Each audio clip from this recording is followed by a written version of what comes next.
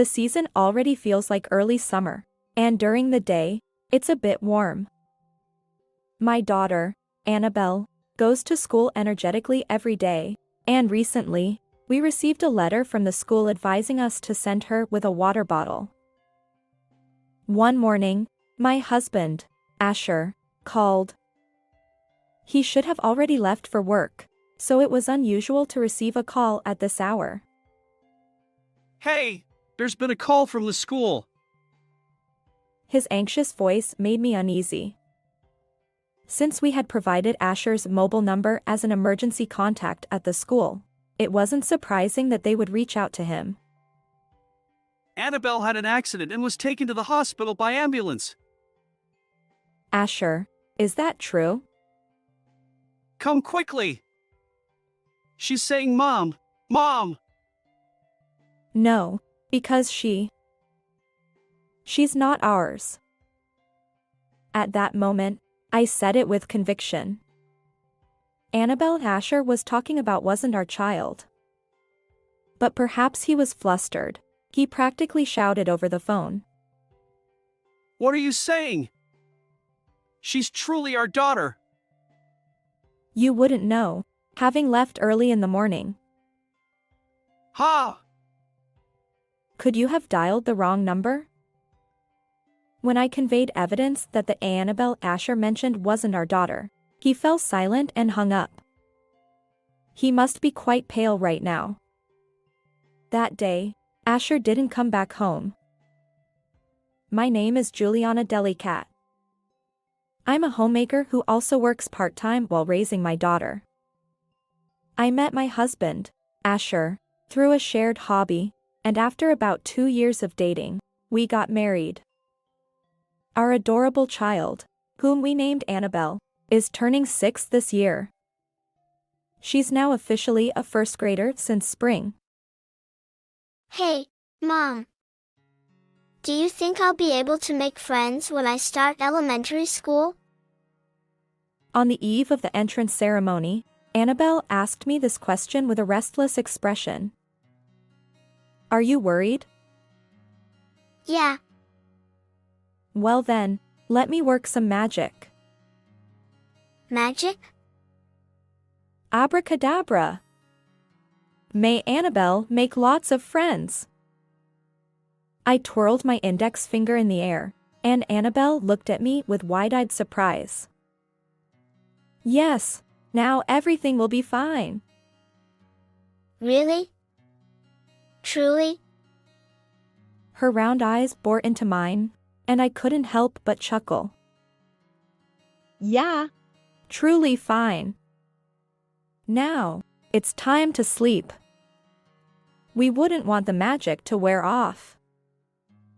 With a mischievous tone, I said that, and Annabelle dashed off to her bedroom, exclaiming, "Wow." Her adorable yet amusing reaction made it hard for me to suppress my laughter. Glancing at the clock, I realized it was already past 11 p.m. Will Asher and Annabelle cross paths today?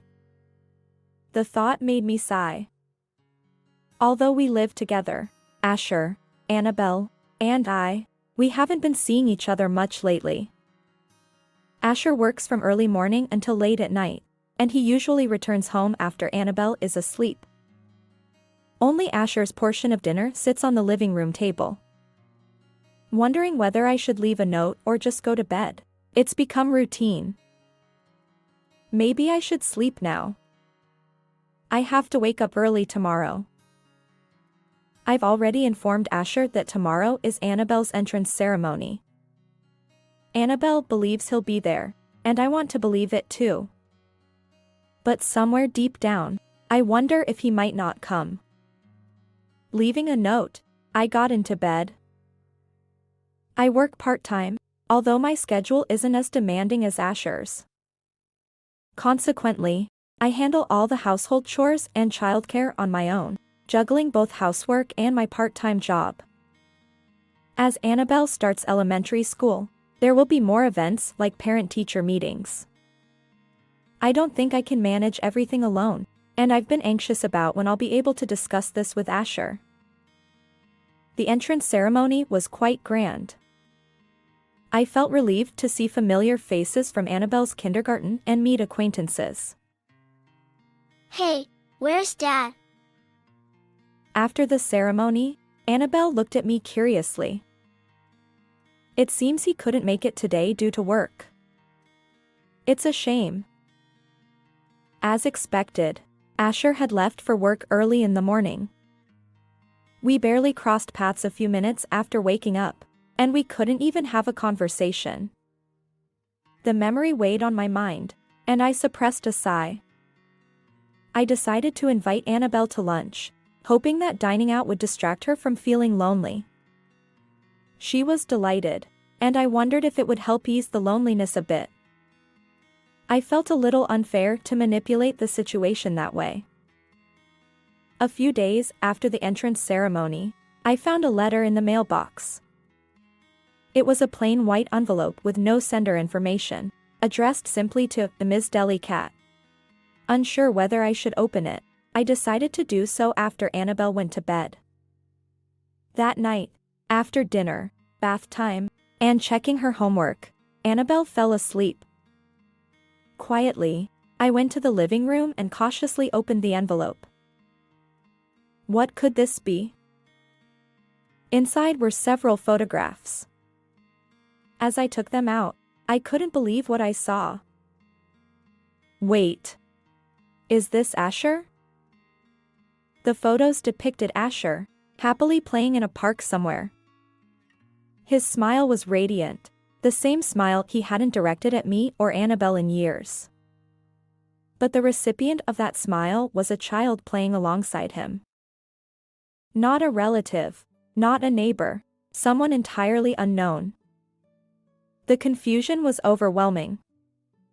Where was this place? Whose child was Asher playing with? And who took these photos? The uncertainty left me bewildered, and I desperately wanted to talk to Asher. Just then, I heard the sound of the front door opening. I'm home. He mumbled, sounding weary, and entered the living room. I instinctively stood up and confronted Asher with the photos.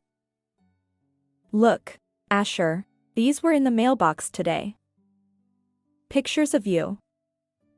What's going on? As I fired off the questions, Asher lazily examined the photos, his eyes briefly darting around. But he quickly pushed the photos back toward me. I don't know. That's not me in those pictures. It's someone who looks like me. Really? We're in an age where AI can create photos, you know. It's probably just a prank. But why? I have no idea. Don't ask me. I always say you should handle household matters. With his tie loosened, Asher headed straight for the bedroom. I sat there in shock, staring at the photos again. Was he right? Were these AI-generated photos meant as a prank? It seemed too elaborate for a simple joke. And Asher's eyes when he saw the pictures, the uncertainty was the most suspicious part. Just to be sure, I showed the photos to our in-laws, asking if they recognized the child. But they had no idea. I suspected infidelity, but their disbelieving looks made me doubt myself. It must be some mistake. Asher is working hard. Their words silenced me. Still, the unease lingered, and I decided to hire a private investigator to get to the bottom of it. Regardless of the outcome, I vowed to accept it. 2 weeks passed. The season already felt like early summer, and during the day, it was slightly warm. Annabelle continued to go to school energetically, and we received a letter advising us to send her with a water bottle. One morning, Asher called. He should have already left for work, so it was unusual to receive a call at this hour. Hello? Hey, there's been a call from the school. His anxious voice made me uneasy. Since we had provided Asher's mobile number as an emergency contact at the school, it wasn't surprising that they would reach out to him. Annabelle had an accident, and she was taken to the hospital by ambulance. Is that true, Asher? Come quickly. She said, Mom, Mom. I don't want to go. She isn't ours. At that moment, I said with conviction that Annabelle Asher was talking about was not our daughter. He must have been flustered, shouting over the phone. What are you saying? She's truly our daughter. Our Annabelle is home today, taking a sick day from school because she caught a cold. Ha! You wouldn't know since you left early this morning. But Anyway, Annabelle is right in front of me. Did you dial the wrong number in a panic? Asher swallowed hard and hung up without saying anything. He must be pale-faced by now. That day, Asher didn't come home. I threw away the meal I had prepared for him. The next day, Asher called multiple times. During my break at work, I reluctantly answered, and Asher's voice sounded awkward. About yesterday. What? I can't hear you. Well, once. Can you listen to my explanation? I'm on my lunch break now. Don't call until I reach out to you. I snapped back with an irritated tone. I could hear Asher's voice on the other end saying, "Wait." But I ignored it and hung up. What more could he possibly explain now? Filled with boiling frustration, I spent the next few days. On a bright and sunny day, I stepped outside to weed my home garden. I wanted to tackle the task before the weeds grew too vigorously. The rain from last night had softened the soil, making the weeding somewhat easier. Armed with gardening gloves and a garbage bag, I got to work. Unexpectedly, someone called out to me. When I turned around, there stood an unfamiliar woman. She tightly pursed her lips and seemed eager to say something. Can I help you?" I asked. My name is Jade. May I talk to you now? She said only that, looking quite nervous, and pursed her lips. Yes. Standing here is not good either, so please come inside, I said, suspicious but inviting her into the house. I led her to the living room and served coffee, and Jade began to speak. It's about Asher. What? I couldn't comprehend the situation, and my mind was in turmoil. Please let him liberate.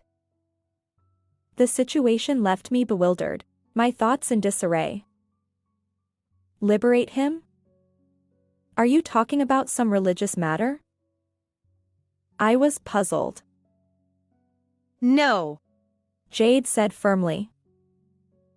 Until now, I've endured it, but after this incident, I thought it was about time we lived as a family. Annabelle is waiting too. Wait a moment. Before that, how do you know the address here? Asher's driver's license had this address. I was getting more confused. By seeing Asher's driver's license, what do you mean? And what do you mean by this incident? As I expressed my bewilderment, Jade seemed surprised and taken aback. Asher and I are dating with marriage in mind. You know about Annabelle being taken to the hospital after an accident recently, right? Hearing that, I realized it was about the incident when Asher called by mistake the other day. Could that child at the time be her daughter, Annabelle? As I blinked in surprise, Jade also wore a puzzled expression. Huh? But you're his older sister, aren't you? You know, right? His older sister? You mean I'm Asher's older sister? That's what Asher told me.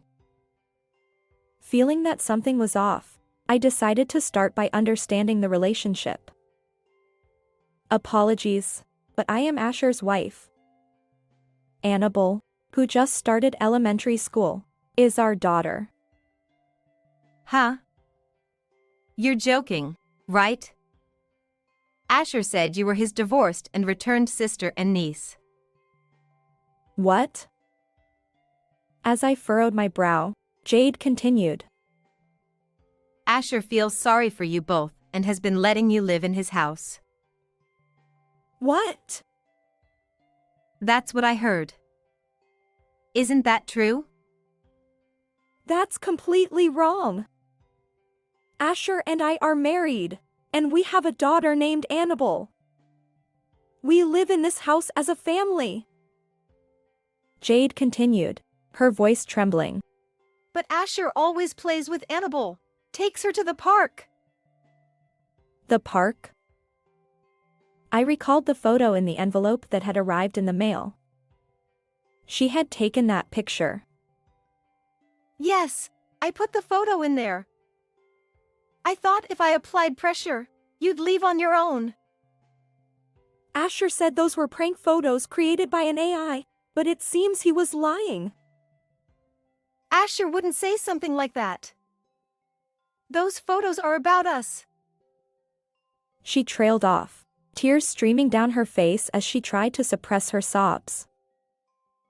We were even planning to register our marriage when Annabelle's birthday came. Jade sobbed, muttering, "Why?" For a while, we sat in silence. Neither of us knew what to do, feeling lost. One thing was certain amidst the soul-crushing emotions: Asher had deceived both me and Jade. No, he had deceived Annabelle too. The weight of this betrayal was immense. Breaking the silence, Jade spoke first. I apologize for losing my composure. I'll go home for now and come back later. I need to hear the truth from Asher too. Quietly, I stopped her as she tried to rise from her seat and said, "Jade, I also want to hear the truth from Asher." Huh? But think about it. He's the man who deceived both of us and Annabelle. Deceived. Yes, you're right. Do you really think someone like that will tell us the whole truth? After hesitating, Jade shook her head. I don't think so. I feel like he'll just pile on more lies. That's entirely possible. Shall we join forces? Let's make Asher confess the truth and overtake him. I extended my right hand for a handshake and declared, I agree with you. I can't stand not knowing the truth. and so, we devised a plan to extract the truth from Asher. A few days later, I entrusted Annabelle to my in-laws and headed to a certain location. As I left my parents-in-law's house, Annabelle looked at me with a worried expression. I want to come too. Today, Grandpa and Grandma are ordering pizza. I want to be with Mom. Though she was unusually stubborn, I managed to leave her with my mother-in-law. Annabelle must have sensed the tension in my face. Along the way, I silently apologized to her multiple times. The place I was heading to wasn't pleasant.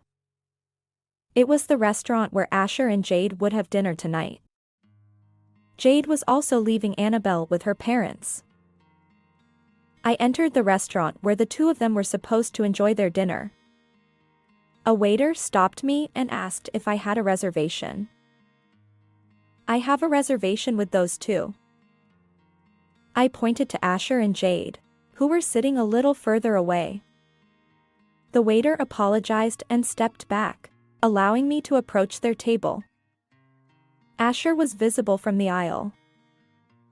As I walked toward him, Asher noticed me.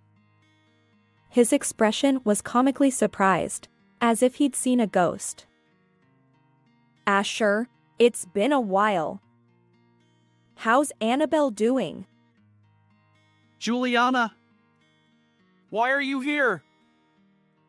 While Asher blinked in surprise, I slammed the divorce papers and alimony claim documents onto the table from my bag. Do you understand what this means? In front of the bewildered Asher, Jade also pulled out a paper from her bag. Indeed, there's something I'd like to give you too. The paper was labeled alimony claim. Jade's calm eyes didn't hold any trace of a smile. Asher glanced back and forth between the two of us. Ignoring his reaction, I sat next to Jade and watched Asher's eyes well up with tears. With his shoulders slumped, Asher gazed at the paper in front of him. At this point, just confess everything. No, it's not what you think. How is it different? Please explain. I'm sorry, but... Since when? Since when did you start a relationship with Jade? Asher, his face drained of color, hesitantly began to speak. It was after I found out Juliana was pregnant. You stopped paying attention to me, and I made a terrible mistake. Unbelievable! Jade covered her mouth with both hands, clearly shocked. But, I loved both of you. Don't play games. Asher, can you say the same thing to my Annabelle? To Jade's Annabelle too? This is the truth. I couldn't choose. His absurd explanation left both Jade and me speechless. To claim love for both of us in this situation was utterly absurd. Suppressing my boiling anger, I refrained from knocking him down right then and there. Please divorce me.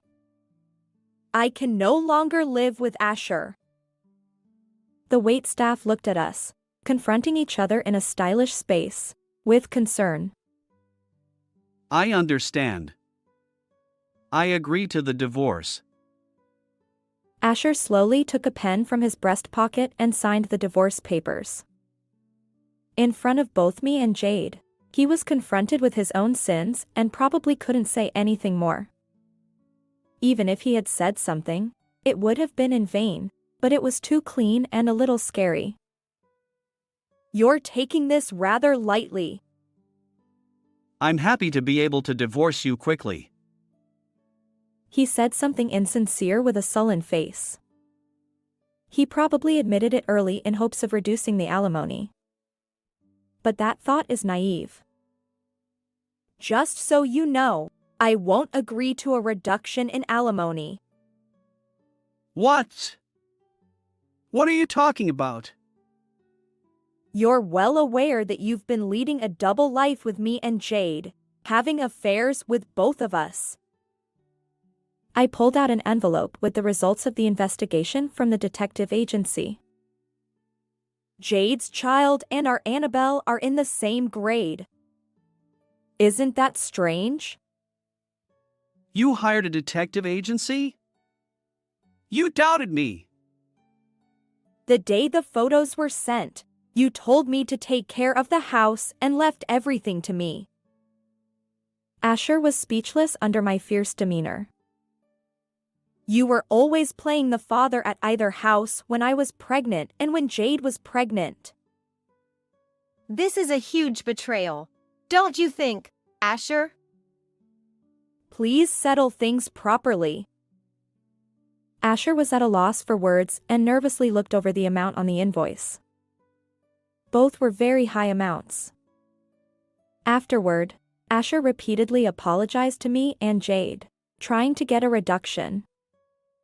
However, his actions were malicious, and when we refused to lower the alimony, he became quiet. The waitstaff and other customers looked on with concern as Jade and I left the restaurant together. Asher was still sitting there, crying and shrinking. When I walked back briskly, I felt a sense of relief and naturally smiled. I filed for divorce the next day. There's no time to indulge in sentimentality, like being single again. I still have to clean up the house where I lived with Asher. I packed all of Asher's used dishes, towels, toothbrushes, etc., into trunks and cardboard boxes and sent them to his parents' house. Since it's in the same city, it should arrive within 2 or 3 days. I informed the in-laws about the divorce.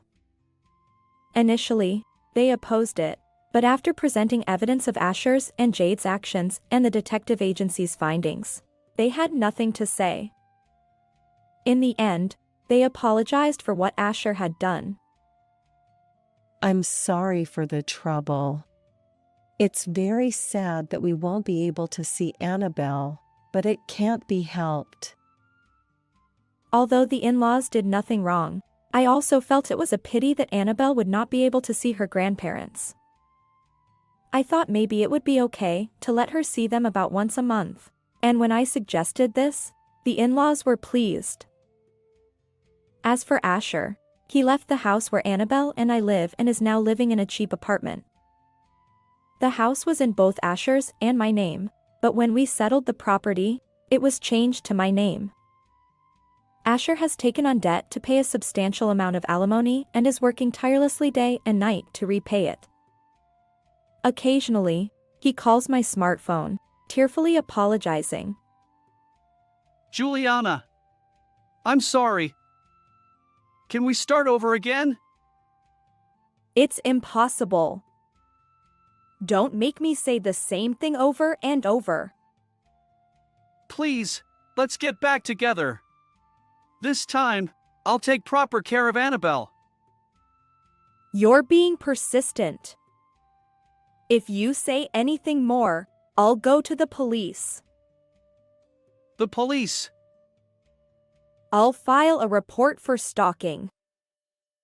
When I said that, Asher started sobbing and abruptly hung up the phone. Since then, I haven't received any more calls from him. I heard later that Jade had also received similar calls several times. Asher, to be clear, it's a nuisance. Please don't call anymore. Jade said that firmly. Even you, Jade. If you call again, I'll go to the police. With that, Jade hung up the phone. I imagine she was pursing her lips tightly, just like when we first met. Since then, she hasn't received any more calls from Asher either. Now, it seems that Jade and her daughter Annabelle are living together, occasionally visiting her parents' home as well. And she has started to meet with me and my Annabelle. Today, we are planning to visit Jade's house, and Annabelle and I are on our way there by train. Hey, Mom, it's exciting, isn't it? Yes, make sure to get along well. Sure, leave it to me. Annabelle, who has perhaps learned this at school, puffs out her chest and says such things, which is a bit reassuring. Jade lives in the next town over, about a 10-minute train ride away. That park is also near Jade's house. It's something I don't quite see in my neighborhood. I met her through a strange twist of fate, but now she's become a mom friend with whom I can talk about anything. Maybe it's because we both liked the same man. As I think about this, the name of the station we need to get off at is announced on the train. Annabelle, we're getting off at the next station. Okay. Annabelle smiled excitedly. When we got off the station, I received a message from Jade. Juliana, have you arrived at the station yet? I have. I'm just outside the ticket gates. Perhaps because it's daytime, there aren't many people walking around. I hold Annabelle's hand with one hand and my smartphone with the other, looking around once more. We were supposed to be picked up at the meeting place, but I don't see anyone who looks like they're waiting. Oh, Mom, over there. Suddenly, Annabelle pulled my hand. Surprised, I turned in that direction, and there were Jade and her Annabelle. Jade was holding a parasol, giving off a cool impression. Sorry to keep you waiting. I just got caught at that traffic light. It's okay. We just got here. We started walking towards the park. As we talked, it felt as if we had known each other for a long time, a sense of nostalgia and closeness emerging. It seemed the same for Annabelle's, who were holding hands and frolicking despite having just met. Be careful not to fall, Annabelle! Annabelle didn't seem to hear me and kept walking ahead. She must have been looking forward to this a lot. My Annabelle is so happy too. Yeah. It's good that they get along so well. Since the trouble with Asher, both Jade and I have been frequently reminding our Annabelles about one thing: not to betray others. Betrayal hurts those who trusted us and can cause sadness. And sometimes, that lost trust cannot be restored. Of course, it's a bit of a difficult concept for the Annabelles right now. But it's something I want to teach them, even if I have to repeat it over and over. Don't worry, they'll surely understand one day. Yes, they will. As we talked, we were almost at the park. Across the traffic light in front of us, the park came into view. It wasn't clear from the photos, but there was grass and playground equipment, and it seemed quite spacious. It looked like we would be playing tag and returning home exhausted today. Mom, I can see the park. Despite my worries, Annabelle's eyes were shining. With our teachings in her heart, she will surely grow up freely. No, she is already growing up, without a doubt. How did you like this story? Please remember to subscribe to the channel.